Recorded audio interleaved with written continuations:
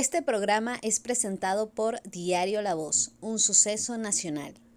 Polinca, líderes en bolsa de seguridad para el traslado de valores y documentos. 800 Noticias. Forum, supermayorista, compra más, ahorra más. Romanos Food. Bienvenidos a Conversando con Emilio. No hemos terminado de salir del COVID, cuando ya tenemos otro virus por ahí que se llama el virus del mono. Y por supuesto quienes sufrimos el COVID, quienes tuvimos inclusive familiares y amigos que fallecieron en esa pandemia, pues nos preocupamos. Para hablar de eso, de su peligrosidad, de sus síntomas, de qué consiste este virus, hemos querido invitar al doctor Alexis García, quien es inmunólogo clínico, profesor del Instituto de Inmunología de la Universidad Central de Venezuela y además es director del Consejo de Desarrollo Científico y Humanístico de la UCB. Bienvenido. Bueno, muchas gracias por la invitación. Doctor Alexis, ¿qué es exactamente el virus del mono? ¿Cómo se genera? ¿Cuál es su nombre científico? ¿Cómo se transmite? Porque el otro que si una sopa de murciélago, todos unos cuentos alrededor de cómo se generó el COVID, que si fue un laboratorio. ¿Qué se sabe sobre el virus del mono? Bueno, lo que se sabe sobre el virus de la viruela símica o del mono, que puede ser cualquiera de los dos términos, es correcto, pero normalmente la Organización Mundial de la Salud utiliza viruela símica. Es un virus que se descubrió a finales de los años 50, en 1958 exactamente, en un laboratorio en Dinamarca. Y allí se estaba trabajando con monos que venían de Asia y venían de África. Y ahí se detectó inicialmente este virus que fue determinado que era la viruela que afectaba al simio, porque lo descubrieron en simio. Okay. Pero realmente, y por eso le pusieron viruela del mono. Mono, exactamente, pero hay que hacer la acotación de que realmente el hospedero, donde está el reservorio, son los roedores pequeños, como una ardilla en particular que se encuentra en África, y sobre todo en África Central y a nivel occidental de África. ¿Cuáles son los síntomas más comunes de este virus? Bueno, comienza con fiebre, malestar general, dolores musculares. Las personas pueden tener a nivel del cuello aumento de volumen de los ganglios linfáticos a ese nivel. Y posteriormente que comienzan todos esos síntomas. Pero hay un síntoma característico de la enfermedad, porque fiebre, malestar, son los síntomas de cualquier virus. Bueno, de cualquier infección, pero a partir del cuarto día o quinto día de que se inician estos primeros síntomas, comienzan las lesiones a aparecer, que son lesiones que son... Unas ronchas. Primero son como unas lesiones, como unas vesículas que se llenan de pus, y después se rompen y forman costras, que normalmente están localizadas en la cara, en la cara y el cuello, y posteriormente aparecen en las manos y en los pies normalmente. Por eso depende del punto de entrada del virus, porque si entra por otra vía, las lesiones estarán ubicadas en otra vía del cuerpo. ¿Cómo se puede diagnosticar? Normalmente... ¿Tienes que esperar que ya esté en avanzado estado para saber por esas lesiones que tienes el virus del mono, o hay forma de saberlo? No, ahí se puede saber por diferentes formas. Si hay un contacto estrecho y desde el punto de vista de seguimiento, y uno sabe que esa persona estaba en contacto con alguien que estaba enfermo y comienza con los síntomas, uno puede tomar una muestra, inclusive una muestra de sangre o muestra de las lesiones, y se hace allí lo que se llama, lo que nos hacían a nosotros cuando teníamos COVID, porque era la PCR en tiempo real, que nos tomaban una muestra, en este caso nos tomaban en la nariz y después en otros sitios, pero en este caso puede ser en la sangre o puede ser una muestra de las lesiones, y en menos de 4 o 5 horas tienes el resultado del laboratorio. ¿Qué tan mortal es este virus? Bueno, la letalidad no es como la mortalidad que había ocurrido con el COVID, es mucho menor. De hecho, desde que apareció este último epidemia a nivel mundial o alerta de salud pública de importancia internacional en julio de 2022, porque los casos comenzaron a aparecer en mayo y después se extendieron al resto del mundo, han fallecido por esta enfermedad 118 pacientes, de más o menos 60.000, 80.000 personas que se han infectado. O sea que la letalidad no es tan severa como la que ocurre en el COVID. ¿Y qué tan regado está por el mundo? ¿Tenemos algún caso en Venezuela que se haya identificado? No, en este momento no tenemos afortunadamente ningún caso identificado o reportado. El alerta que se volvió a presentar por parte de la Organización Mundial de la Salud, por parte del doctor Tedros, que es el presidente de la Organización Mundial de la Salud, porque aumentan los casos de nuevo a nivel de la República Democrática del Congo y en países que están en el occidente de África. Entonces, este nuevo repunte de casos, este nuevo brote, activa las alarmas y hace una alerta mundial para que todos los países implementen medidas de seguimiento. Si hay un paciente que tenga los síntomas o una persona que ya estaba en contacto con una persona que tenga los síntomas, hacerle seguimiento. No solamente importante que se pueda infectar por el contacto directo con fluidos de la persona que está infectada, sino también por objetos contaminados como toalla, etcétera, de la persona que tiene la infección. Es tan contagioso como el COVID. Fíjate, yo me recuerdo clarito, como si fuera ayer, cuando aquí en Venezuela llegó el COVID, una señora en Terrazas del Ávila que llegó en un avión y de repente, bueno, de la noche a la mañana lo teníamos en todo el país. ¿Qué tan contagioso es este virus? Es un virus menos contagioso que el virus del SARS-CoV-2 o el que produce el COVID-19, porque el virus del COVID se transmite por vía aérea. Este es por contacto directo, tiene que ser con los fluidos de la persona, o sea, con las lesiones, la saliva, etcétera, tiene que estar con ese contacto más cercano o con objetos que estén contaminados. Así que la forma de infectarse es diferente, por lo tanto no es tan fácil de que alguien se pueda infectar. ¿Y qué tipo de prevenciones? Por ejemplo, con el COVID nos mandaban a lavarnos las manos, a utilizar alcohol permanentemente, la mascarilla.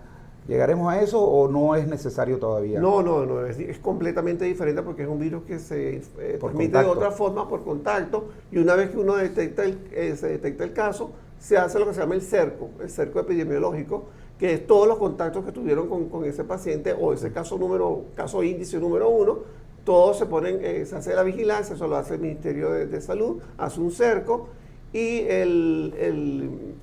el ente encargado de determinar o hacer el diagnóstico es el Instituto Nacional de Higiene, Rafael Rangel, que es el ente regulador del país y es donde tienen el laboratorio donde se hace la prueba y se puede determinar, se hace el diagnóstico inmediatamente. De los casos que ya se sabe, doctor Alexis, ¿qué rangos de edades afecta más y qué sexo? ¿Tiene alguna diferencia entre niños, adultos, mujeres y hombres?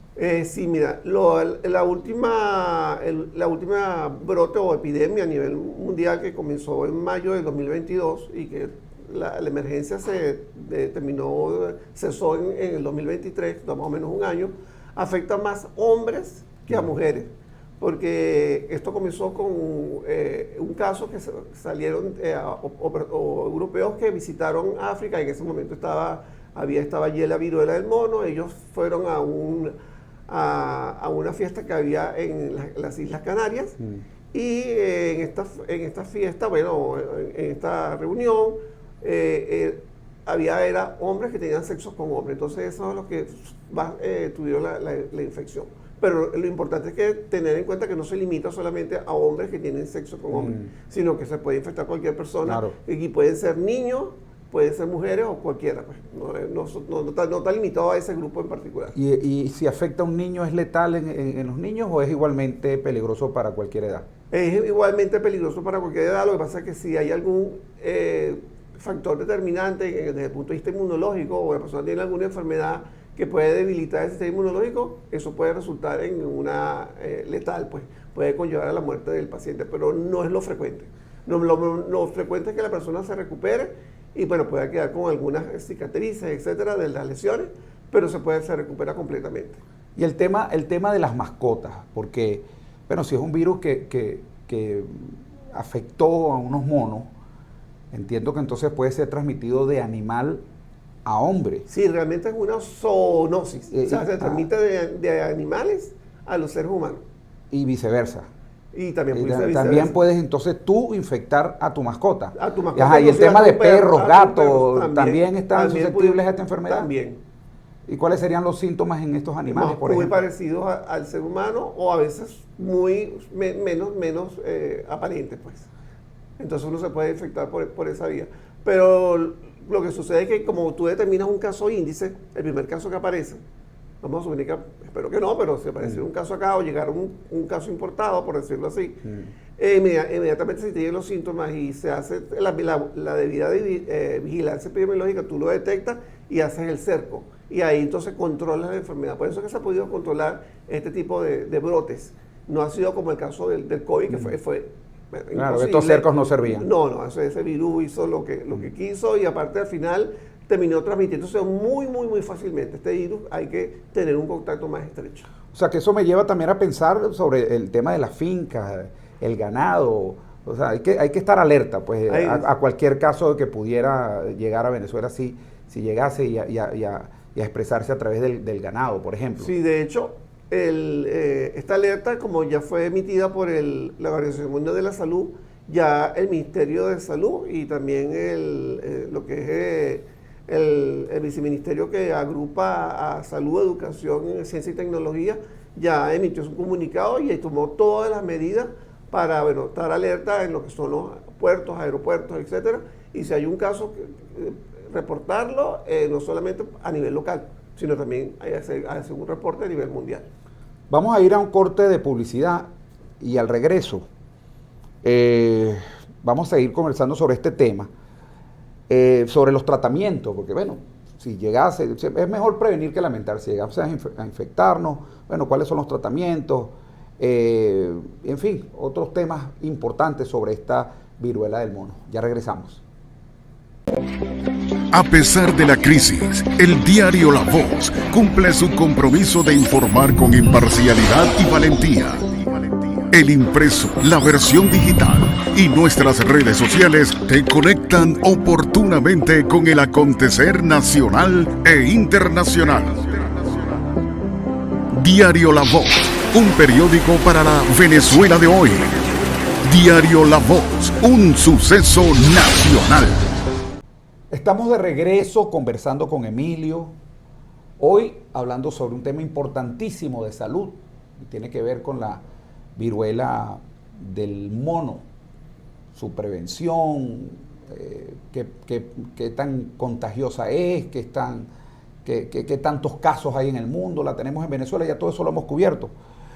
Pero hay un tema fundamental que quisiera que el doctor Alexis García tocara, que tiene que ver con el tratamiento, si llegásemos a ser contagiados, también el tema de la vacuna. Existe una vacuna, como tú lo dijiste al principio, desde 1958 se detectó por primera vez este virus. Entonces, bueno, a diferencia del COVID, ha pasado suficiente tiempo para explorar sobre algunas vacunas. Existen, en fin, temas de prevención y de vacunas. Sí, bueno, primero que existió en algún momento la viruela humana, no quiere decir que desapareció, pero sí existió la viruela humana, y para esa viruela humana había una vacuna que se utilizaba, y con esa vacuna se pudo erradicar la viruela del mundo. Es la primera vez que una enfermedad se elimina completamente a nivel mundial, y a partir de esa erradicación se dejó de vacunar contra la viruela. Solamente algunos que tenemos alguna edad tenemos la marca que nos colocaron. O sea, esa vacuna que te dejaba aquí, ya no se está poniendo en este momento. No, ya no, porque se erradicó la viruela humana en la década de los 70, finales de la década de los 70, casi en 1980. Y a partir de allí se dejó de vacunar. Okay. Entonces, porque claro, se erradicó la viruela, y eso se transmitía de ser humano a ser humano. Entonces, al no haber ninguna... ¿Y cómo se erradicó? ¿Esos virus no mutan permanentemente como lo hace el COVID? No, este virus no tiene esa capacidad de mutación. Okay. Entonces, tan importante como la del COVID, pues la del SARS-CoV-2. Entonces, se erradicó la viruela y se dejó de vacunar. Entonces, las nuevas generaciones a partir de 1980 no están vacunados contra la viruela humana. Pero esa vacuna de la viruela humana te protege parcialmente o totalmente contra la viruela del mono. O sea que los que estamos vacunados tenemos cierta defensa o respuesta inmune contra la viruela del mono. ¿Y los que no? Y los que no, afortunadamente existen la vacuna contra la viruela, Y inclusive ha pasado se han venido desarrollando diferentes generaciones. Hubo la primera generación, que fue la que nos colocaron posiblemente a ti y a mí. Y después la de segunda generación, y ahorita estamos en la de tercera generación, que está disponible a nivel mundial y que la tiene también la Organización Mundial de la Salud. De hecho, el gobierno ahorita está haciendo los trámites para tener un stock o una reserva de emergencia aquí en el país. La Organización Mundial de la Salud, ¿cómo tiene el virus del mono en este momento? ¿En qué categorías? Bueno, lo que hizo fue lo que te comenté. Es una alerta de salud pública de importancia internacional. ¿Por qué? Porque comentaban los casos a nivel de África y evidentemente pudiese, con ahorita ¿cómo se llama? El viaje entre los diferentes continentes o la movilidad de los seres humanos a nivel de diferentes continentes muy alta, y pudiese volver a esparcirse o a diseminarse el virus. Pero por eso ellos hacen la alerta para tratar de contener y que se mantenga solamente en esa zona, que es la zona donde habitualmente ocurre, o es como un lugar donde normalmente hay casos de viruela del mono. ¿Cómo estamos en este momento, cambiando un poquito el tema en relación a la viruela del mono?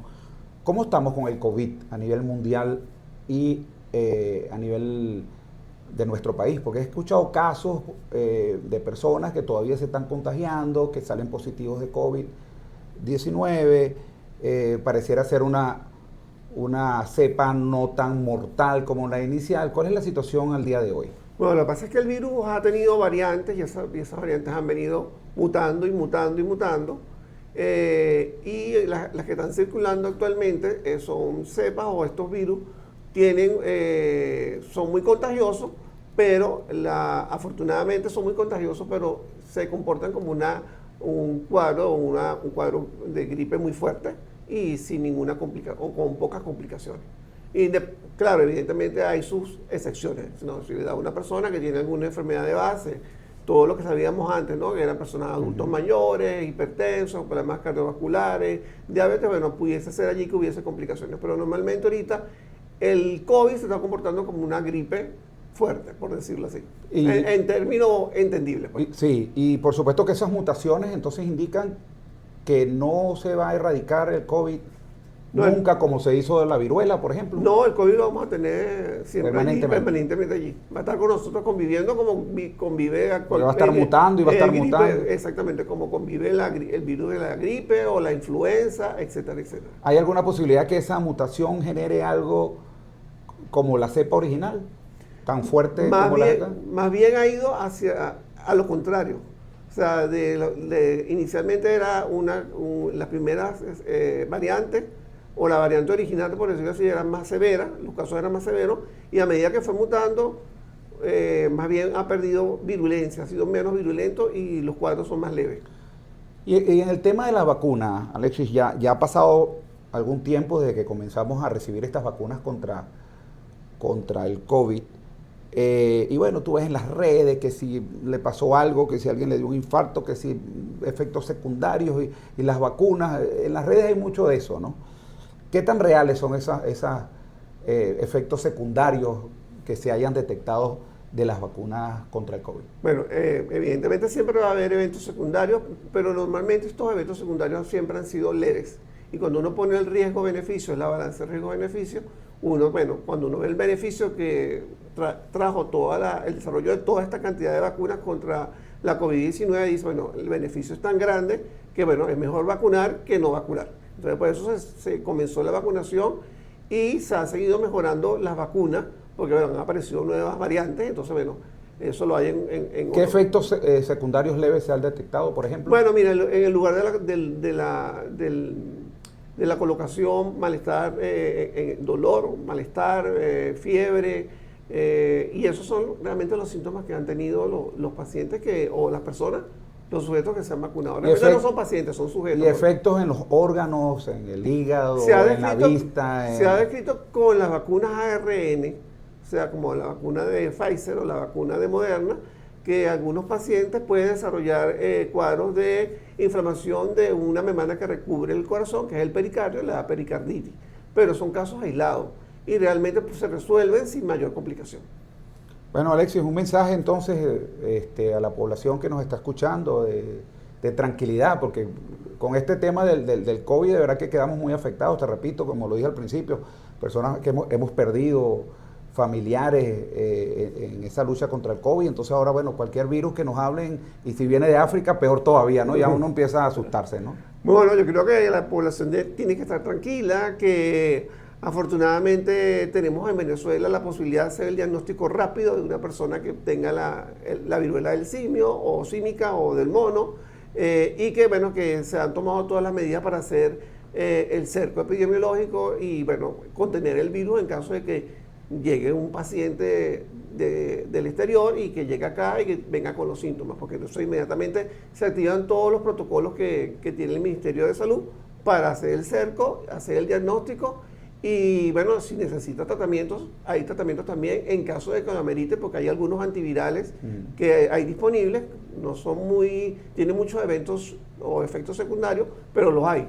Y también están las vacunas y vacunar al grupo que esté alrededor. ¿Hay algún número de teléfono que si alguien llegara a detectar un síntoma similar que pudiera reportarlo para que ocurriese ese cerco inmediatamente? El ente encargado es el Instituto Nacional de Higiene, Rafael Rangel, y eso uno lo mete en la página, lo pone en Google y ahí te aparecen los datos. Y ahí te aparecen todos los números del Instituto Nacional de Higiene en caso de que haya una sospecha. Sin embargo, los médicos están en la obligación de que si le llega un caso y ellos sospechan de que tienen la viruela del símica o del mono, inmediatamente tienen que hacer un reporte, porque es un reporte obligatorio.